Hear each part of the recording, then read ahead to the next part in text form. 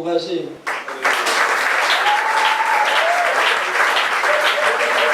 Merci, bonsoir à tous. S'il vous plaît, Dieu vous bénisse. Nous sommes à une rencontre spéciale.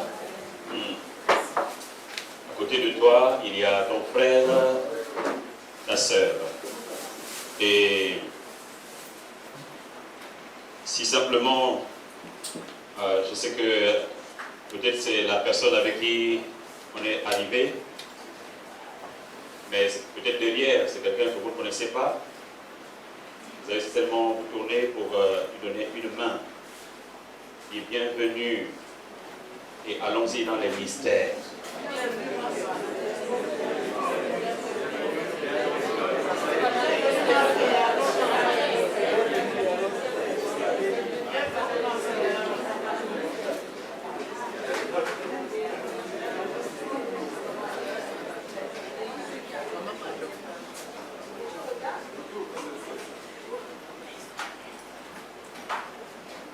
Parole de la Bible dit que l'esprit, il souffle. On entend le bruit, mais on ne sait pas d'où il vient et où est-ce qu'il va. Et j'espère que je sais où est-ce que moi je suis en train d'aller. Ce que nous allons partager ce soir va certainement nous interpeller. Et je souhaite que ce ne soit pas simplement une interpellation intellectuelle. Je vais aller dans ce premier jour, comme vous voyez nos racines, les mystères spirituels.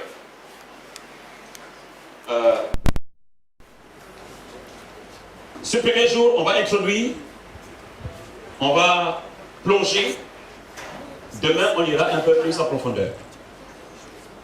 Si vous sortez, tant mieux. Si vous ressortez de là, si vous restez en dessous, alors certainement, vous serez des chercheurs. Parce que l'objectif que nous sommes en train de chercher, c'est qu'on ne puisse pas juste ressortir en disant « j'ai entendu des choses mystérieuses », mais que nous puissions dire « je prends un engagement de pouvoir aller au-delà ». Et parce qu'une profondeur appelle une autre profondeur, je souhaiterais réellement que nous puissions entrer dans ce mystère. Vous allez comprendre.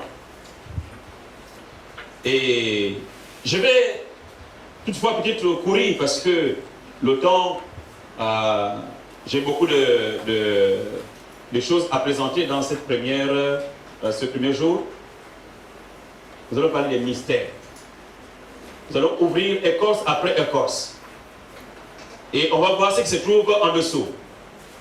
Parce que j'ai devant moi ici les Africains. Bon, si ils sont venus en veste, c'est pas grave.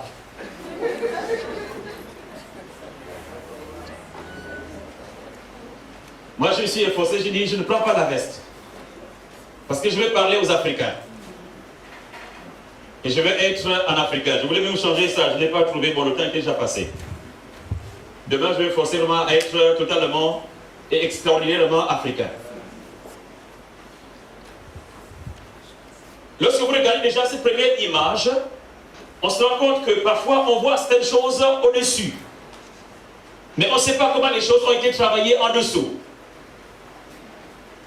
Nos racines nous influencent d'une manière ou d'une autre.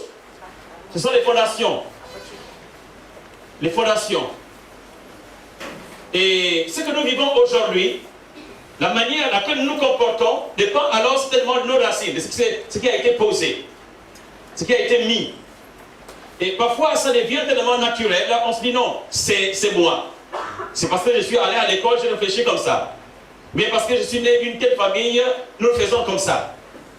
Mais en réalité, c'est parce que quelque chose a été fondé. Et nous réagissons, nous agissons sur la base de ce qui est en dessous.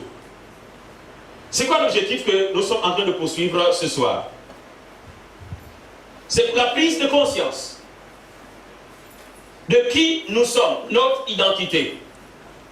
Notre identité, je ne parle pas d'abord ici identité chrétienne, mais d'autres identités, dans toute sa globalité. notre identité. Il arrive parfois qu'on ne comprend pas et on ne sait pas qui on est, mais on vit dans une société. Mais en réalité, on ne sait pas véritablement qui on est. Parce que quand quelqu'un vient avec une autre opinion, on s'écrit selon lui. Et quand un autre viendra, on s'écrit encore. C'est tout simplement parce que on ne sait pas qui on est. Et ce soir, je voudrais que nous puissions certainement prendre conscience de quelque chose.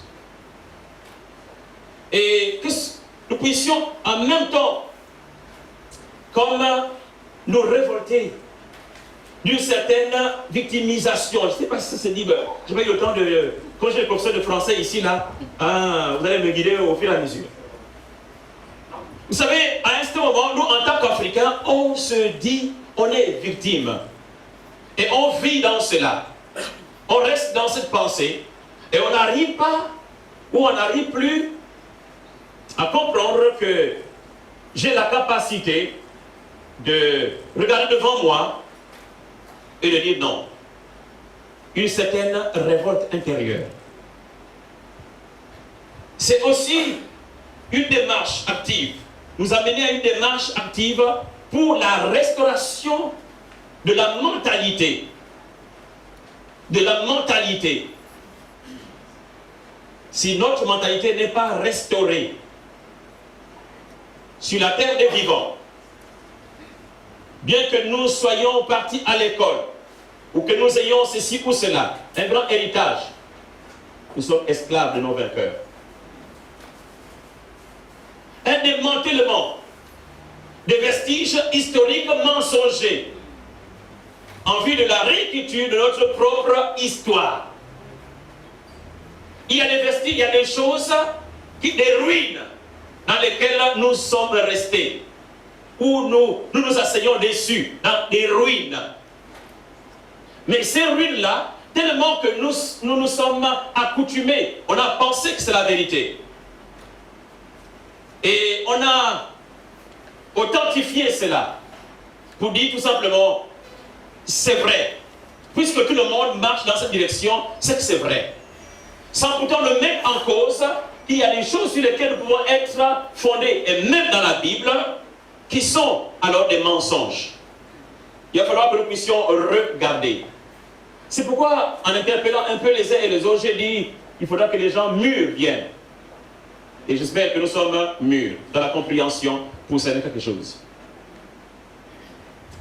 Enfin, au-delà, il y en a plusieurs objectifs, c'est pour le réveil. Le réveil. Nous parlons dans cette nation du réveil. On veut être au Seigneur, parfois on chante les jours d'autrefois, le réveil. Mais c'est quoi le réveil? C'est quoi le réveil? Le réveil, est-ce que c'est un état spirituel juste de Prakatoroso Mokotoriasin Tabako? Est-ce que c'est ça le réveil? C'est quoi le réveil?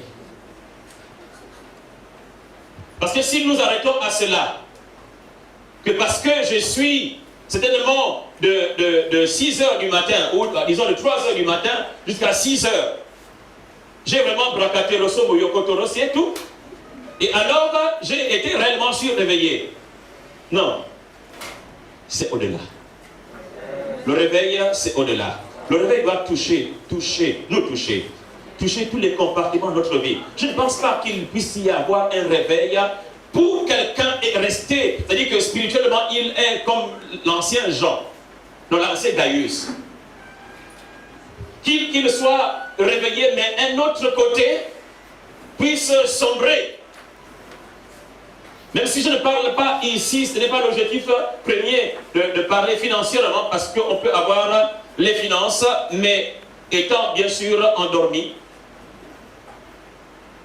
Le réveil, c'est un état d'esprit qui nous pousse à ne plus agir comme le maître esclavagiste nous a dit de faire.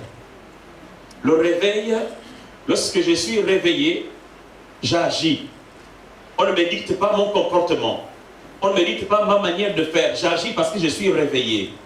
Je prends des initiatives parce que je suis réveillé. J'engage mes actions. J'engage tout ce que je dois engager Parce que je suis réveillé. Et c'est le réveil. Et nous souhaitons réellement que chacun de nous, au sortir de ces 2 jours, nous puissions dire, Seigneur, envoie le réveil dans ma vie. La question première que je voudrais nous poser, est-ce que tu te connais? Qui es-tu? Qui es-tu? C'est-à-dire que tu es sur la chaise là. Vous voyez la chaise? Ou encore, vous devez vous mettre, chacun doit se mettre sur une chaise et laisser être interrogé. Je suis qui, moi? On dira que je suis, facilement on répondra 2 choses. Je suis un fils du royaume, pour ceux qui sont chrétiens, ou bien je suis un Gabonais. Mais après. Lorsque nous sommes un fils du royaume, après, ça veut dire quoi, être fils du royaume? Parce qu'on peut être un fils du royaume, un seul royaume nous connaît, mais après ça, on ne représente pas forcément ce royaume quelque part. Seulement que quelqu'un nous a envoyé, comme un ambassadeur qui peut être envoyé, mais être caché quelque part. Il fait ses 4 ans, après il repart chez lui. Qui suis-je en réalité? Qui je suis? Posons-nous la question ce soir. Moi, je suis Boussoukou.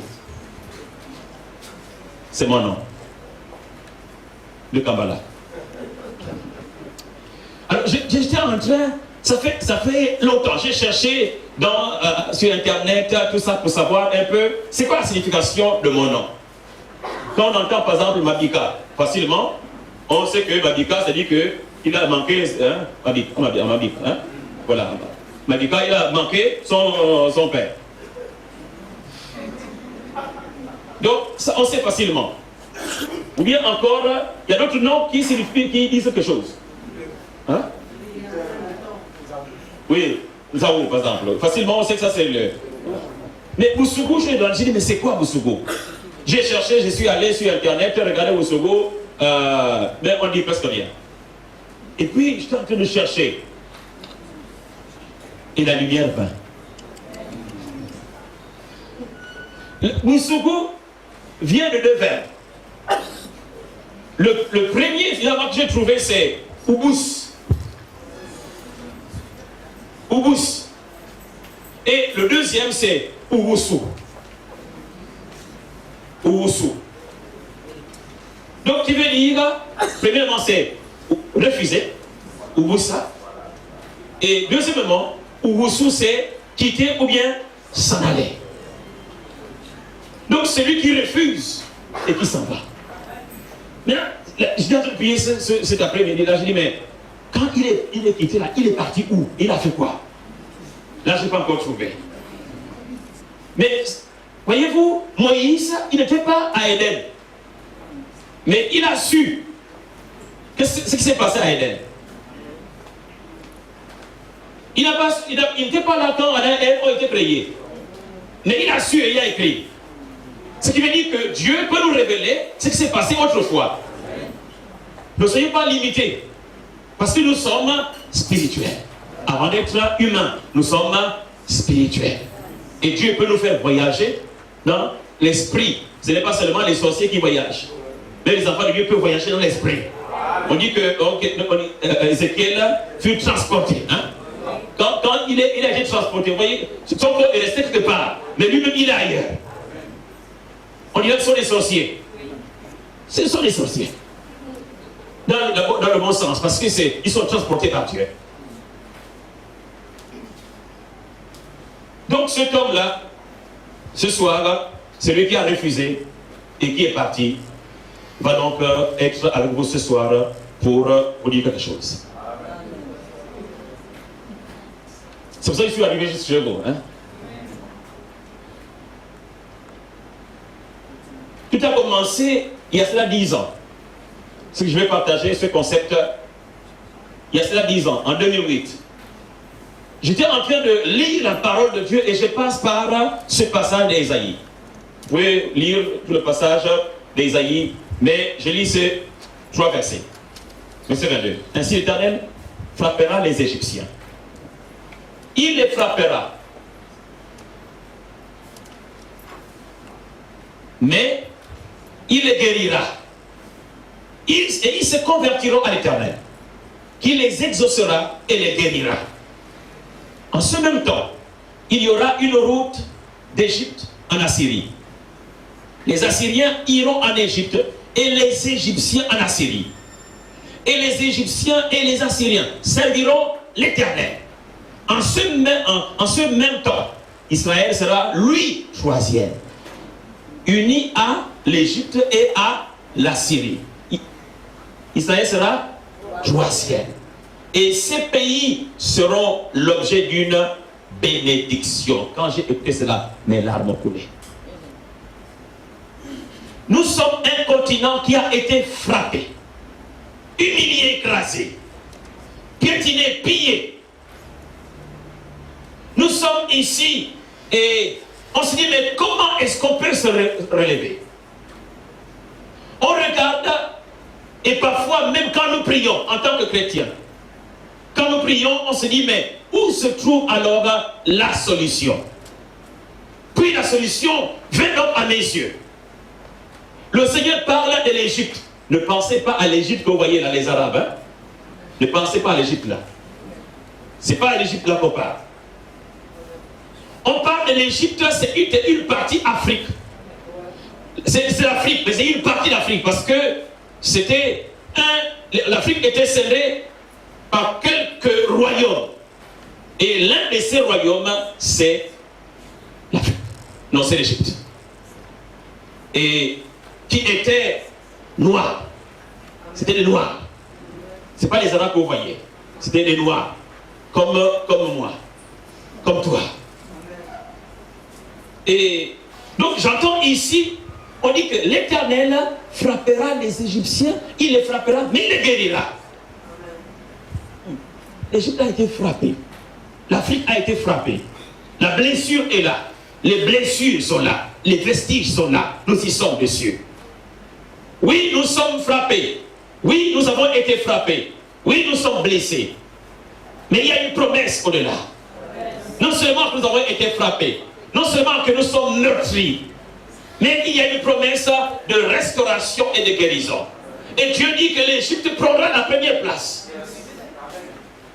Avec la Syrie. Je suis en train de demander, mais la Syrie là, c'est quoi? Est-ce que c'est le peuple assyrien dont on parlait? Et je suis en train de demander, mais c'est quoi maintenant aujourd'hui? Je n'ai pas encore trouvé. Mais je suis en train de me poser la question, est-ce que ce n'est pas l'Abyssinie? Vous comprendrez quand je parle de l'Abyssinie. On parle de la Syrie. Mais on dit, et qui, l'autre côté, Israël sera lui, troisième, uni à qui? À l'Égypte et à la Syrie. Les trois seront une source de bénédiction. Croyez-moi, il y a un mystère. Le Seigneur arrive en Afrique pour restaurer l'Afrique. Et on dit quelque part dans un des passages qu'une des choses qui va être enlevée en Afrique, c'est le dard, c'est le poison car le scorpion. Parce que l'Égypte, autrement dit l'Afrique, en ce temps-là, quand il allait, quand il faisait, quand il gouvernait, personne ne se retire de sa main. Il dit, il va commander, il va diriger. Seulement qu'il dirigera d'une bonne main maintenant. La restauration qui viendra sera une restauration de paix. Je voudrais réellement prier pour que nous puissions y être. Donc c'est ici que se trouve la base, en fait l'interpellation, la paix.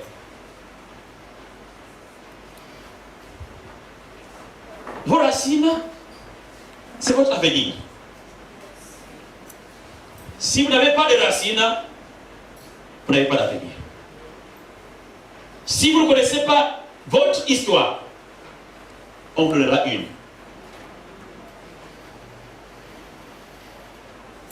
C'est Aimé Césaire qui a pris un proverbe africain.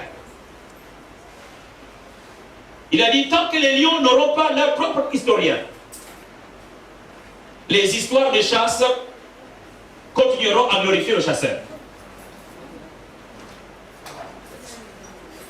Vous comprenez cela? que les lions n'auront pas leur propre historien. C'est-à-dire qu'ils racontent leur histoire. Quand le chasseur revient de la chasse, lui il raconte ce qui s'est passé. Et croyez-moi, on nous a raconté une histoire. Nous sommes dans cette histoire. Nous vivons dans cette histoire. L'histoire qui a été racontée, qui a été écrite à notre égard, qui n'est pas notre histoire. Qui n'est pas notre histoire. Demain, quand nous allons parler de réécrire l'histoire, vous comprendrez un peu le reste. Vous serez asservis à celui qui vous donne la connaissance. C'est un français, je parle là. C'est-à-dire que vous serez esclaves de celui qui vous donne la connaissance, qui vous enseigne. Dieu, l'Éternel, un jour a demandé à l'homme qui t'a appris que tu es nu. Il avait reçu un autre enseignement qui t'a appris que toi tu es nu. Parce que moi je ne t'ai pas enseigné ainsi. Ainsi, vous vous défendrez désormais avec les armes, autrement dit, les arguments de votre maître. Écoutez les intellos parler. Descartes a dit, Platon a dit. Qui est Descartes? Qui est Platon? Nietzsche c'est qui? Toutes ces personnes-là, c'est qui? Et qu'est-ce que nous faisons? Mais Descartes a dit que... Et quand on commence à philosopher, on se voit quelque part haut, plus que les autres. Pourquoi? Parce que lui il a dit, parce que Platon a dit, parce que Socrate avait dit ceci, parce que Shakespeare a dit ça. Vous voyez, on se glorifie de ce que lui il a dit. Mais lui là c'est qui? Il n'est pas des nôtres. Et nous nous glorifions de ce que lui il a dit. Mais qu'est-ce que Mombé a dit? Qu'est-ce que Chantal Diop a dit? C'est qui votre grand-père? C'est qui votre les aïeux là? Notre mari a dit quoi? Qu'est-ce que... Voilà. Tu connais peut-être les Mantolés. Il a cité une grande histoire. Oui. Qu'est-ce que eux ils ont dit? Voyez-vous, on ne cherche même pas ce que eux ils ont dit. Lorsque Frédéric Meillot-Biban a écrit, il a pris un livre jaune là, vous voyez, hein? Histoire. Et moi j'ai apprécié ça. Et seulement, j'étais en train de réfléchir. Je dis, mais Meillot-Biban, il a voulu faire quelque chose. Mais il a appris ce qu'on lui a dit. Il parle de Tchoréré. Mais c'est ce qu'on lui a dit qu'il a écrit. Voyez-vous, la plupart du temps, c'est qu'on nous a emprunté une histoire et que nous avons enseigné et dans laquelle nous sommes. Et ça nous a modélé, ça nous a façonné. Nous nous comportons selon ce qu'on nous a dit. C'est ça nos racines. Mais est-ce que ce sont des bonnes racines qui nous permettent réellement de réagir de la bonne manière? La plupart du temps, on veut croiser. On pense que quand, vous savez, souvent quand les gens partent un peu plus loin là-bas, en Europe, aux États-Unis, quand ils reviennent, ils pensent que ceux qui sont là, ce sont les sauvages. Ils ont une autre mentalité. En fait, ils sont noirs comme moi. Mais ils ont fait 10 ans de l'autre côté là-bas. Ou 20 ans. Quand ils reviennent, leurs propres frères, ils se sont... on n'est pas au même niveau. Pourquoi? Parce que lui n'a pas vu la tour Eiffel. Il n'est pas parti de l'autre côté là-bas. Il n'a pas mangé le camembert pourri. Il n'a pas... Ouais, toutes ces choses-là. Donc il dit, non, est-ce que tu connais le camembert? Le camembert, c'est quoi? Moi, je connais le timba. Timba un peu pourri, qu'on peut manger là. C'est aussi la même chose. C'est le camembert. Le timba un peu pourri là, c'est le camembert. Ouais, ok, allons-y. Donc, nous défendons finalement avec avec quoi? Les arguments des autres, du maître. Que dit la Bible? Mon peuple est détruit parce qu'il manque la connaissance. La connaissance. Et le maître a dit, vous connaissez la vérité. Et la vérité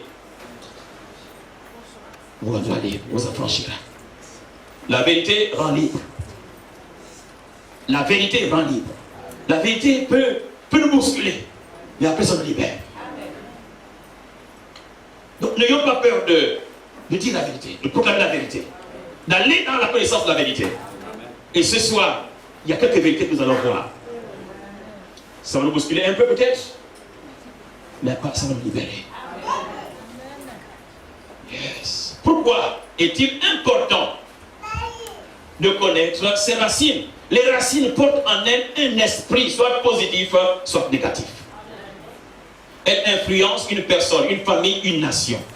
Un peuple sans fondement est un peuple misérable et sans avenir. Proverbe 22, verset 28 dit, ne déplace pas la borne ancienne que tes pères ont posée. La borne ancienne que tes pères ont posée, quel que soit